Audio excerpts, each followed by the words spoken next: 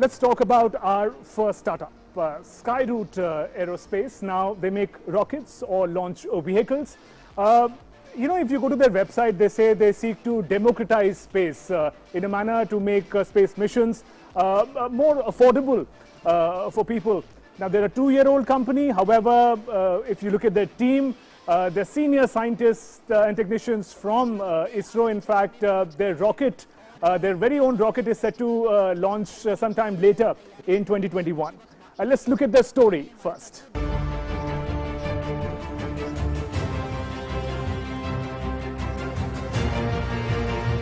A new space age is dawning in India. 3, 2, 1, 0.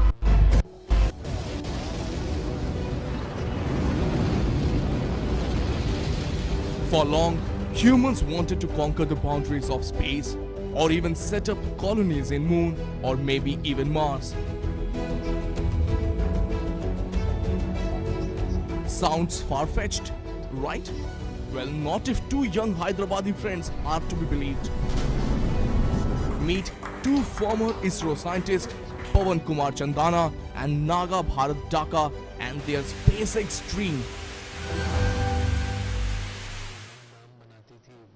From its formative years to the present scenario where the country is spending and sending a mission to the Mars, the country is now entering a new space age. And leading the bandwagon and leading the charge is two former ISRO scientists who have started Skyroot Aerospace. This is their story. A 2-year-old company which wants to script history, Skyroot Aerospace is in a tearing hurry. It wants to launch its first rocket by December 2021. No parents would agree for their son or daughter to start a company. That too after having a very stable job at the government, being very well respected. In fact, they're proud that my son is an ISRO scientist. It's very difficult to make them convinced, etc.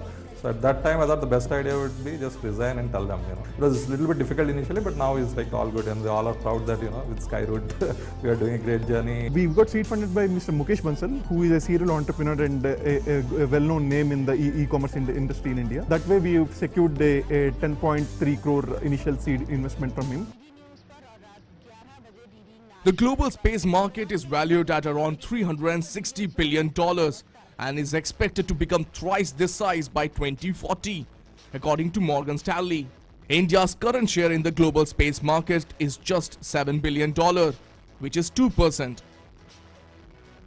Two of India's best startups, Dhruva Space and Skyroot Aerospace, have joined hands.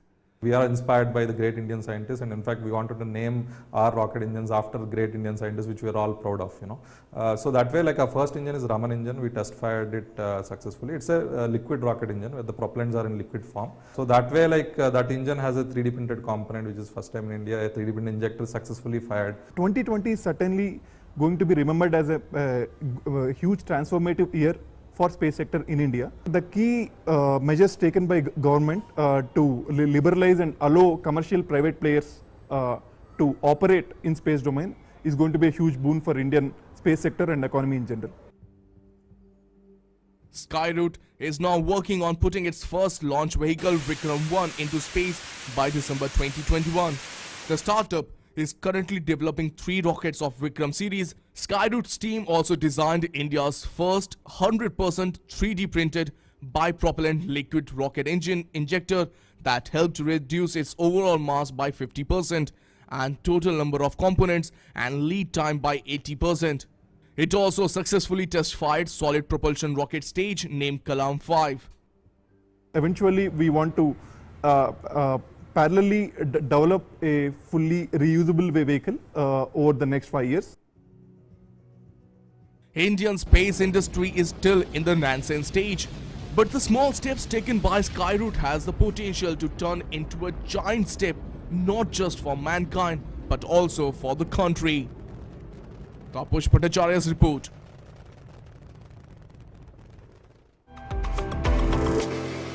So that is Skyroot Aerospace for you, ladies and gentlemen. And Pawan Chandana, founder, is here with us. Pawan, the point where you really came into the voiceover, where you say your parents were concerned about you switching from ISRO. How did that happen? People really spend their lifetimes finding a career in ISRO, and you decided to move on from there. How did that idea come to you? Yeah, so basically my time at ISRO was beautiful. In fact, like I enjoyed my job very much. I was deeply appreciated, and I was having great time working with cutting edge technologies on cutting edge projects there. But I always wanted to do something more, so I wanted to do something more for the country. And I was really inspired by Dr. Vikram Sarabhai, who started ISRO. His startup was ISRO, what it is today. And also like I've been following the international space domain itself. And there are like a lot of inspirational stories which is coming out, happening all around the world. So that inspired me to take that step, wanted to start a really great, space company out of India, which we all Indians will be proud of in the future.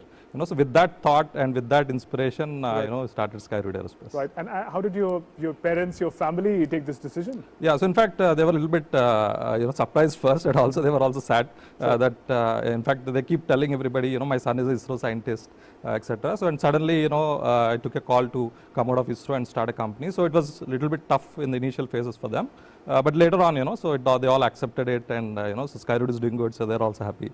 Wonderful. Let's connect to our mentor, Dr. K. Sivan. Dr. Sivan, if we can have you on the mentor wall. Sir, you just saw the story of Skyroot. Now, they say India has about 2% of the global space market. When you see companies like Skyroot making big strides, what do you think is the road ahead, sir? What opportunities in particular lie ahead for startups like Skyroot and others? Definitely, they have a very good opportunity. Why I am telling is this, that now that the spacecraft systems now become smaller and smaller. Now we are using the bigger rockets to launch. And when you are making use of the bigger rocket, so definitely the cost of the launching is very high. And the smaller rocket means the launching cost will come down. So what I feel is that they have taken the right step of making a small rocket, which will be very cost effective. Also, that is that our future, all the satellites are of 150 or 200 kg class. Right. And definitely they will have a very good opportunity to capture the market, not only in India, but globally also. And I am very happy to declare that I want them to come and make use of our facility to test their engines and their rocket. Also that I will invite them to launch from our spaceport. Our startup, Indian startup, should launch the rocket from Indian side. And it's not only that our Shah, I am creating a spaceport near the southern tip of India, which will be very useful for them.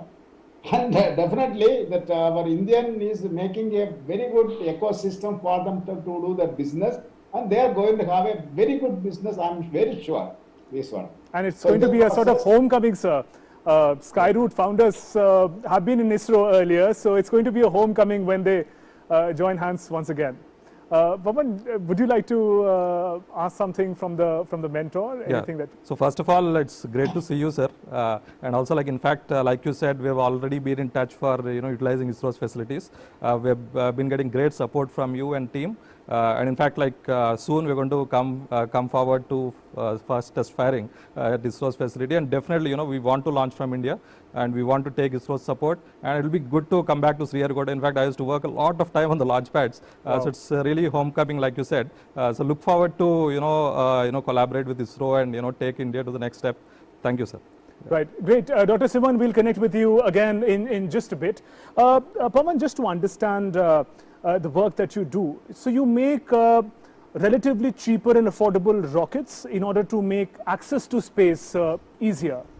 Would you say that? Exactly. So basically, previously, there used to be very large size satellites, bus size of satellites used to be there. But now, with the advancements in satellite technology. And therefore bigger rockets. Bigger satellite means bigger rockets. Bigger rockets. Naturally, all the governments, they launch very huge, size of rockets. And now the technology is advanced now, and satellites are becoming smaller.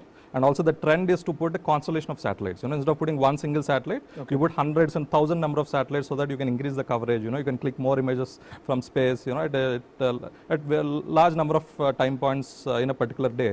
So that way, like the technology has shifted to smaller satellites, and they need like specific, rockets to launch them to different orbits they want. Right? It's more like, instead of converting a train to a Uber. It's more like Uber to get into space. You go to space wherever you want in a very short period of time. Right. And if I can turn to the audience, the questions that you may have, you want to begin? Sure. Hi founders. It's a great inspiration. You are my inspiration to start my startup itself. My startup is VCross Robotics. My vision was to launch drones into Mars, actually. That's the vision that I started.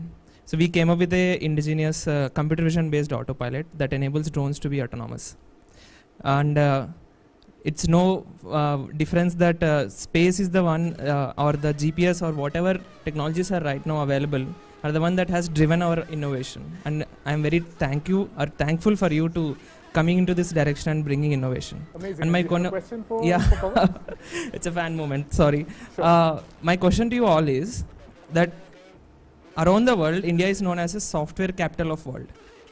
And you are bringing a behavioral change by bringing hardware into India.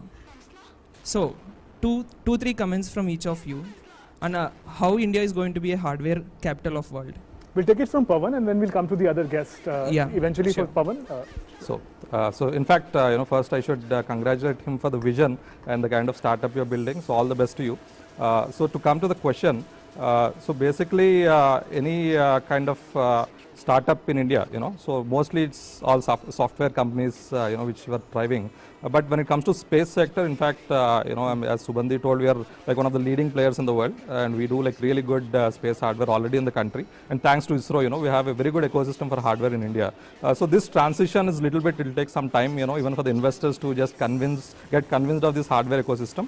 But in space, we're doing really good, and we have a really good ecosystem already in place, right? So, but it will take some time for India to get adjusted when it comes to the startup ecosystem and the investor ecosystem to accept hardware startups. But of course, it will be a long haul. As space and aerospace are always a long haul. So all the best to you, and definitely there is great opportunities ahead, especially in hardware in India. And I believe next transition is going to be from software to hardware in India. Let's lead that game. Yeah. Right. And Pawan, one more question if you can take from the audience, ma'am.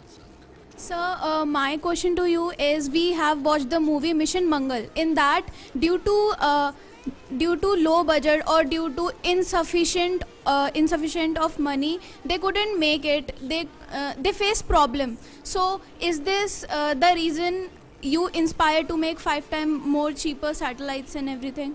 Yeah. So basically, we build rockets, to start with, not satellites. And then I don't think there's any issue with the mission Mangal as well, So they are very well, they've done really good, and also the funding was also relatively good. So our objective is to, take it global, and today in India, whatever launch services we do, it's less than 1% of the international market demand. So it's our, job to expand the pie, of course with the help from ISRO, all the experts there.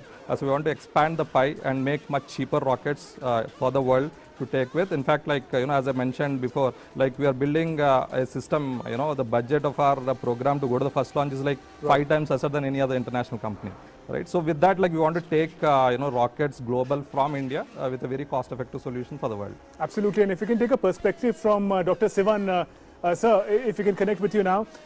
Each time we talk about progress in space sciences and space missions in India, one word that comes up very frequently is affordability in being cost-effective. That also happens to be the strength of ISRO and Indian missions. Help us understand, sir, in the world of space missions, how significant is it to make our launches, our rockets, our satellites more cost-effective and affordable? Why is that aspect so crucial in here?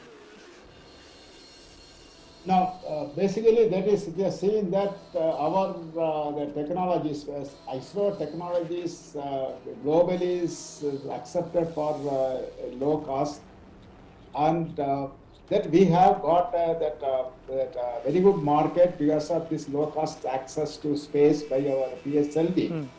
And PSLV is very cost effective vehicle. But now the situation is now the PSLV is not the only vehicle. There are competitors come globally, which is either equal to PSLV or even better than PSLV cost. So definitely there is a necessity or a requirement that we have to bring the cost of launch further down. I'm sure that Pawan will have a very good ideas, and we'll also help him to implement, so that if we are bringing down the cost much less, definitely that he is going to capture the global market, and this is required. It is a need of the hour right now. Right, sir. There. Thank you for joining us for that input. We'll keep connecting with you, sir, as we move forward in this discussion. Pawan, final thoughts on, as inspiring as it is to see a rocket tear through the sky, it is also heartbreaking when we see rockets crash. As a startup company, what is your backup plan? How prepared are you as a startup to also embrace failure if that happens? We hope it doesn't, but if it happens. Yeah. So basically, embracing failure is part and parcel of startup life. So we, in fact, we thrive on failures. In fact, we fail, we fall down, and we lift back again and get going. Right. So failure is a part of startup life, and that's how we innovate faster. We fail fast and we innovate faster. So that way, like we accept failure even it comes and take see that how we can come back very quickly. And when it comes to rockets, they are well known for crashing. As you know, the famous SpaceX. Right, the first 3 rockets failed. If the 4th launch failed, they would have the company would have been closed. So, but then now it's the largest space company in the world, right? So it's like failure is part and parcel of a rocket company. But does it get tricky with investors in particular if crashes as so basically, space is not for every investor. So it's like a long haul, and it needs a lot of vision to invest in space sector. And all the investors, especially investing in rocket companies, they are actually prepared for such failures if they come through, because it's part and it's risky. Rockets are risky, and in fact, like every rocket has more than 100 systems. Even if a bolt fails, the rocket fails, right? So it's not easy to build rockets, but of course, we have like a system in place which can look after quality, in depth. We take several reviews, we do a lot of testing to avoid that failure, and we want to see that our rocket succeeds in the first attempt itself. Right, and great. Our best wishes, of course, for the rocket that you're planning to launch in 2021. It's time now to meet our second startup of the day, Dhruva Space. They're engaged in making